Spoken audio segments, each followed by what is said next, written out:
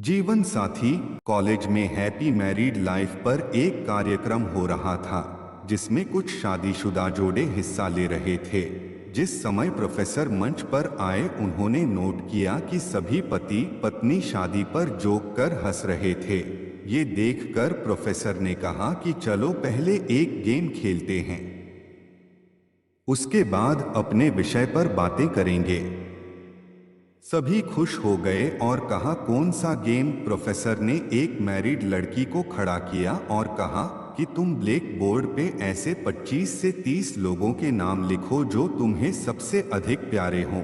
लड़की ने पहले तो अपने परिवार के लोगों के नाम लिखे, फिर अपने सगे संबंधी, दोस्तों, पड़ोसी और सहकर्मियों के नाम लिख दिए। अब प्रोफेसर ने उसमें से कोई भी कम पसंद वाले 5 नाम मिटाने को कहा। लड़की ने अपने सहकर्मियों के नाम मिटा दिए। प्रोफेसर ने और 5 नाम मिटाने को कहा। लड़की ने थोड़ा सोचकर अपने पड़ोसियों के नाम मिटा दिए। अब प्रोफेसर ने और 10 नाम मिटाने को कहा। लड़की ने अपने सगे संबंधी और दोस्तों के नाम मिटा दिए। अब बोर्ड पर सिर्फ 4 नाम बचे थे जो उसके मम्मी पापा, पति और बच्चे का नाम था। अब प्रोफेसर ने कहा इसमें से और 2 नाम मिटा दो। लड़की असमंजस में पड़ गई। बहुत सोचने के बाद बहुत दुखी होते हुए उसने अपने मम्मी पापा का नाम मिटा दिया।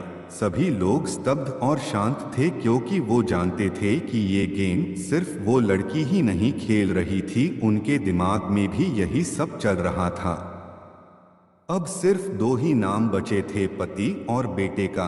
प्रोफेसर ने कहा और एक नाम मिटा दो। लड़की अब सहमी सी रह गई। बहुत सोचने के बाद रोते हुए अपने बेटे का नाम काट दिया। प्रोफेसर ने उस लड़की से कहा तुम अपनी जगह पर जाकर बैठ जाओ और सभी की तरफ गौर से देखा और पूछा क्या कोई बता सकता है कि ऐसा क्यों हुआ कि सिर्फ पति का ही नाम बोर्ड पर रह गया। कोई जवाब नहीं दे पाया। सभी मुंह लटका कर बैठे थे। प्रोफेसर ने फिर उस लड़की को खड़ा किया और कहा ऐसा क्यों? जिसने तुम्हें जन्म दिया और पाल पोस कर इतना बड़ा किया उनका नाम तुमने मिटा दिया, और तुमने अपनी कोख से जिस बच्चे को जन्म दिया उसका भी नाम तुमने मिटा दिया। लड़की ने जवाब दिया कि अब मम्मी पापा बूढ़े हो चुके हैं। कुछ साल के बाद वो मुझे और इस दुनिया को छोड़ के चले जाएंगे।